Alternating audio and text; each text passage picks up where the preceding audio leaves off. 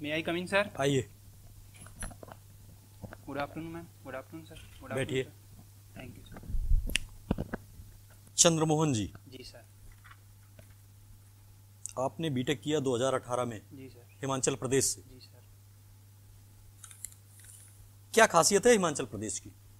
Sir Himachal प्रदेश एक तरह देवभूमि के रूप में जाना जाता है। ऐसा माना जाता है कि हिमाचल में देवताओं का निवास करता है। इसके अलावा हिमाचल प्रदेश एक हिली स्टेशन है, पूरा हिली एरिया है। वहाँ पे फॉरेस्ट एरिया बहुत है। पूरा हिली स्टेशन होने के कारण यहाँ पे पर्यटन की दृष्टि से बहुत अच्छा है। सबसे वहाँ पे कॉमर्शियल कौन सी फसल है या कौन सा फ्रूट्स है जिसका उत्पादन होता है? सर कॉमर्शियल रूप से वहाँ से सबसे ज़्यादा सेब का उत्पादन होता है। जो कश्मीर में सेब पाया जाता है और जो हिमाचल में सेब पाया जाता है, उसकी वैरायटी में, उसकी क्वालिटी में क्या डिफरेंसेज होते हैं? सर सेब के बारे में, हिमाचली सेब ऐसे सबसे ज़्यादा मतलब कि मोस्टली एक्सपोर्ट होता है। अच्छा। सबसे उच्च किस्म का एप्पल पाया जाता है हिमाचल में सर। अच्छा। हिमाचल प्रदेश के वर्तमान में मुख्यमंत्री कौन है? सर हिमाचल प्रदेश के वर्तमान में मुख्यमंत्री माननीय जयराम ठाकुर जी। जयराम ठाकुर जी। हिमाचल प्रदेश जो है वो आज़ादी के बाद एक स्टेट के रूप में उसका अस्तित्व नहीं था। जी सर। ठीक है, ये अस्तित्व कब आया और किससे अलग करके बनाया गया हिमाचल सर प्रदेश? हिमाचल प्रदेश का अस्तित्व 25 जनवरी 1961 में पंजाब से अलग करके आया है सर। पंजाब से अलग किया है सर। अलग करके जी सर। बना था।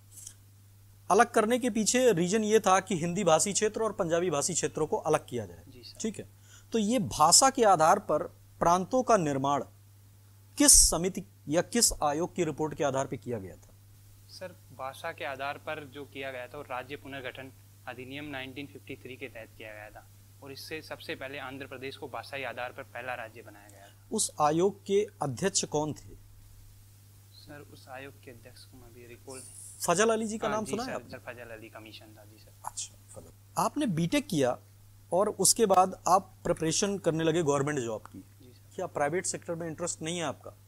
सर प्राइवेट सेक्टर की तरफ कभी इतना मैंने वो नहीं किया। मैं हमेशा मतलब कि फॉरेस्ट सर्विस के लिए थोड़ा था, गवर्नमेंट सर्विस में आना चाहता। अच्छा, जब आपने सीनियर सेकेंडरी किया तो उसके बाद एक इसमें पैसे कुछ ज़्यादा लगते होंगे बीटेक में, बीटेक की डिग्री लेने में, और एक सामान्य ग्रेजुएशन करने में पैसे कम लगते होंगे।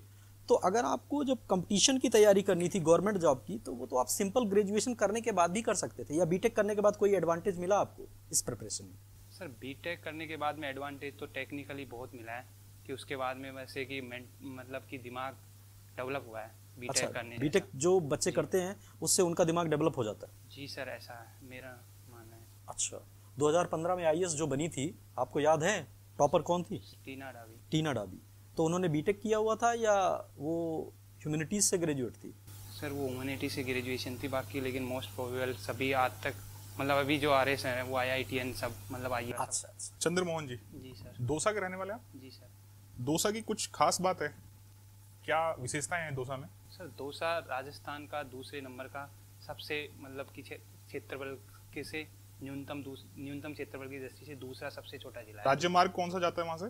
सर राज्य मार्ग यहाँ से नेशनल हाईवे 11A जाता है और नेशनल हाईवे 15 जाता है, जो कि मतलब कि उसको 15 NH15 ये कहाँ से कहाँ तक जा रहा है? ये सर अजमेर को जोड़ता है, दिल्ली अजमेर को जोड़ता है। दिल्ली अजमेर से निकलता है? वो कांडला पोर्ट को जोड़ने वाला ये हाईवे नहीं है? आगे अजमेर से आगे कांडला पोर्ट जाता है। अच्छा। जल जीवन मिशन जानते हैं क्या आप? जी सर। कहाँ मतलब कितने डिस्ट्रिक्ट में चल रहा है अभी और क्या है ये? ये जल की आवश्यकताओं की पूर्ति के लिए मतलब कि जहाँ पे भी जल न्यून क्षेत्र है, जहाँ पे भूजल बहुत गहरे स्तर पे जा चुका है, तो उनके लिए जो अटल भूजल योजना चली है, जो कि 25 दिसंबर 2019 से चलाई गई है। जल जीवन मिशन को आप आपके इलेक्ट्रॉनिक्स एंड कम्युनिकेशन इंजीनियरिंग किया हुआ है आपने? जी सर। है ना? तो इसको अगर उससे जोड़ेंगे आप, तो आपके इंजीनियरिंग का ऐसा क्या कौन सा क्षेत्र है जो उसको हेल्प कर सकता है? कैसे आप हेल्प करना चाहेंगे? सर इसके लिए इंजीनियरिंग का क्षेत्र में जैसे होता है कि जल में होता है कि फ्लोराइड की मात्रा अधिक होती है, तो उससे फ्लोराइड का कंटामिनेशन होने के कारण जल दूषित हो जाता है। तो ऐसा मतलब कि इक्विपमेंट बनाए जा सकते हैं जिससे कि जल प्रदूषण को रोका जा सकता है। ऑटोमेशन के बारे में कुछ सुना है आपने? ऑटोमेशन?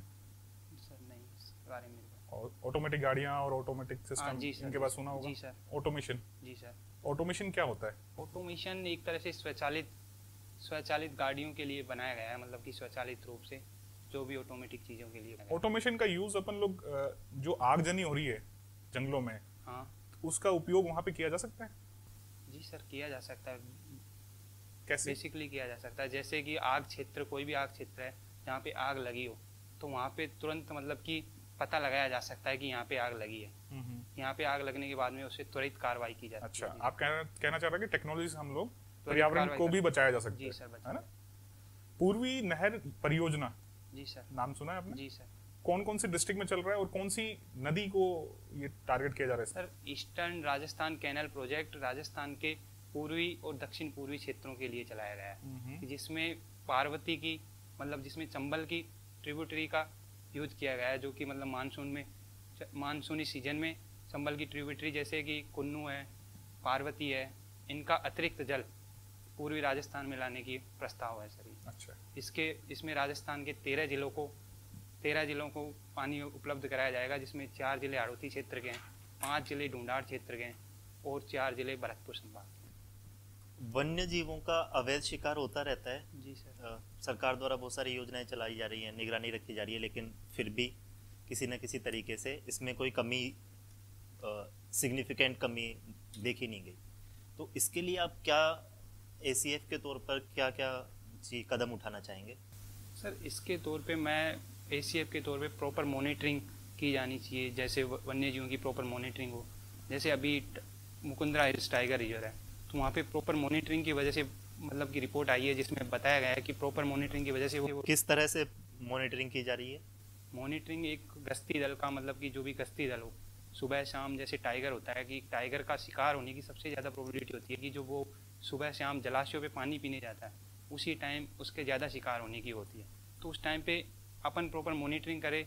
इसके अलावा मतलब कि जलाशयों के आसपास जो भी है, तो वहाँ पे गश्ती दल का गठन हो सुबह शाम ज़्यादा, मतलब कि जिस टाइम पे ज़्यादा होता है। एक टाइगर से दूसरे टाइगर को अलग डिफ्रेंशिएट करने के लिए किस तरह से करते हैं कि ये टाइगर अलग है और ये वाला टाइगर अलग है? कोई है जो अपन देख के ही कर सकते हो? सर इसके लिए पगमार्क का यूज किया जाता है सर, पगमार्क का यूज किया उसके जाता है। अलावा उसके अलावा टाइगर के स्केट्स से डीएनए टेस्टिंग देख के ही, केवल देख के ही? सर देखने के लिए मतलब सबका पगमार्क्स के बेसिस पे किया जाता है। दून क्या होता है? दून ज्योग्राफी में? सर अभी रिकॉल नहीं कर पा रहा। शिपकीला? सिपकिला सर दर्रा होता है।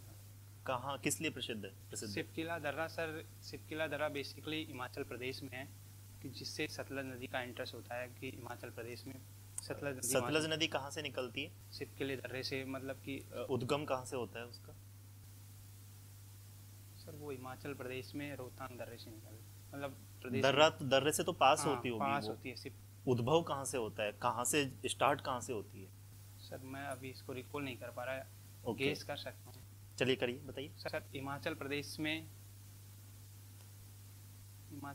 निकलती है। भारत और पाकिस्तान में ये नदियों के मध्य में समझौता हो रखा है, सिंधु की जो सहायक नदी है, कौन सी भारत के पास है, कौन सी पाकिस्तान के पास है? सर भारत पाकिस्तान के बीच में 1960 में सिंधु जल समझौता हुआ था, जिसमें सिंधु और उसकी ट्रिब्यूटरी टोटल 6 नदियाँ थी, सिंधु, चिनाब, झेलम, रावी, व्यास, सतलज। इसमें चिनाब, झेलम और इंडस, ये तीनों पाकिस्तान को दिया गया था, जबकि तीनों बाकी भारत के लिए। चंद्रमोहन जी मैम। आजकल ये जितने अपनी हेरिटेज साइट्स होती हैं, जी मैम। जिनके आसपास वन क्षेत्र होता है, इन्हें रिसोर्ट्स या होटल्स में कन्वर्ट करने का ट्रेंड चल रहा है। जी मैम। इससे क्या फायदे हैं और क्या नुकसान है? मैम इससे फ़ायदे ये है कि एक तो पर्यटन की दृष्टि से बहुत ज़्यादा मतलब कि इससे आमदनी हो रही है, इकोनॉमिकली बेनिफिट है। और इससे नुकसान एक तरह से मतलब जो अपन इकोसिस्टम था, वहाँ के इकोसिस्टम को थोड़ा मतलब कि प्रॉब्लम हो रही है इससे। बट लोगों का बहुत ज़्यादा आवागमन वहाँ होता है, इंटरफेरेंस बढ़ता है, तो ये कैसे सही हो सकता है? इससे टूरिज्म मतलब क्यों माना जाता है कि टूरिज्म लाभदायक है इस जगह का भी, जबकि हमें दिख रहा है कि वहाँ इंटरफेरेंस बढ़ रहा है और प्रोटेक्टेड एरियाज हैं, और प्रोटेक्टेड एरियाज में इतना ज़्यादा मतलब लोगों का आवागमन मुझे तो नहीं लगता कि कहीं भी सही है। नहीं, प्रोटेक्टेड एरिया में आवागमन बिल्कुल सही नहीं है, लेकिन इसके लिए राजस्थान सरकार ने ई टूरिज्म पॉलिसी 2021 लाई गई है, जिससे के द्वारा कि पर्यावरण के नुकसान को ध्यान में रखते हुए टूरिज्म को प्रमोट किया जाना चाहिए। तो इसके लिए राजस्थान सरकार काम कर रही है। चाहे नुकसान हो रहा है तो भी हमें टूरिज्म को प्रमोट करना चाहिए। टूरिज्म को प्रमोट नहीं, इकोनॉमिकली फैक्टर को ध्यान में रखते हुए। एक क्षेत्र जहाँ आप पोस्टेड है जी मैम। वहाँ होटल बनना है और उसके लिए बहुत सारे पेड़ काटे जाएंगे। जी मैम। प्रोजेक्ट पास हो चुका है, EIA डन है, सब कुछ है, अब वो बनना ही है। अगर आपको पेड़ प्रोटेक्ट करने हैं तो आप किस तरह से क्या कर सकते हैं उसके लिए? मैम अगर वो प्रोजेक्ट जरूरी है तो इसके लिए भारत सरकार की तरफ से भी जो भी मतलब प्रोजेक्ट है तो उसके लिए कितना मतलब वनों की क्षति हुई है। और अगर वहाँ के लोकल लोग हैं वो बहुत ज्यादा भड़के हुए हैं और विरोध में हैं तो उन्हें कैसे समझाएंगे आप? उन्हें समझाने के लिए मैम, उनको समझाने के लिए वहाँ समझाएंगे उनको। बाकी पर्यावरण की दृष्टि से अगर नुकसान हो रहा है तो उसके लिए भारत सरकार की एक कैंपा फंड योजना बनाई गई है, जिसके द्वारा कि उसकी जहाँ जिस भूमि में जंगल काटे गए उस भूमि के बराबर इक्वल भूमि में पौधारोपण करना जरूरी है। और वो पौधारोपण किया जाएगा तभी सरकार मान्यता देगी उसको, प्रोजेक्ट को। चंद्रमोहन जी, जी सर। आपने एप्पल वगैरह लिया होगा तो देखे होंगे उस पे स्टिकर लगे रहते हैं। जी सर। ये स्टिकर एक ही प्रकार के होते हैं या अलग अलग प्रकार के होते हैं? सर ये स्टिकर बेसिकली उसकी क्वालिटी को रिप्रेजेंट करते हैं। क्या तो रिप्रेजेंट करते कि जैसे बेस्ट क्वालिटी होता है और जैसे कोई क्वालिटी निम्न क्वालिटी का होता है तो उस पर स्टिकर नहीं लगा होता है, ऐसा कुछ होता है। हैं? उसमें क्वालिटी को रिप्रेजेंट करते हैं या ये रिप्रेजेंट करते हैं कि इसको उत्पन्न करने में, उत्पादन करने में फर्टिलाइजर्स का यूज हुआ है या नहीं यूज हुआ है, ऐसा रिप्रेजेंट करते हैं कुछ? सर बेसिकली इसके बारे में आइडिया नहीं है। अच्छा, आइडिया नहीं है। अभी IPL क्रिकेट मैच चल रहे हैं जी सर। तो पहली बार एक खिलाड़ी रिटायर्ड हर्ट आउट हुआ। कौन खिलाड़ी है वो? सर अभी IPL का मेरे को idea आपने IPL देखा नहीं? आपका इंटरेस्ट है क्रिकेट में? क्रिकेट में इंटरेस्ट है लेकिन अभी IPL देखा नहीं। अच्छा, अभी स्टडी पे फोकस जी कर सर, रहे हैं, जी सर। प्रिपरेशन इंटरव्यू की। अच्छा, क्रिकेट के बारे में और क्या जानते हैं आप? क्रिकेट के बारे में, क्रिकेट की शुरुआत सबसे पहले इंग्लैंड से मानी जाती है। अच्छा। और क्रिकेट एक इंग्लैंड का नेशनल गेम है, मतलब इंग्लिश की देन है कि जो क्रिकेट को मतलब इतना हो गया। भारत में अभी सबसे प्रचलित गेम क्रिकेट। सबसे ज्यादा विकेट लेने का रिकॉर्ड भारत में किस प्लेयर के नाम है? भारत में सर भारत में सबसे ज़्यादा विकेट लेने का रिकॉर्ड अनिल कुंबले के। अनिल कुंबले के नाम है। सबसे जो ज्यादा टेस्ट विकेट थे वो न्यूजीलैंड के रिचर्ड हैडली के नाम दर्ज थे। उसका रिकॉर्ड किस भारतीय खिलाड़ी ने तोड़ा था? सर कपिल देव का नाम सुना है आपने? जी सर, कपिल देव का नाम सुना है। अच्छा, ठीक है, थैंक यू चंद्रमोहन जी।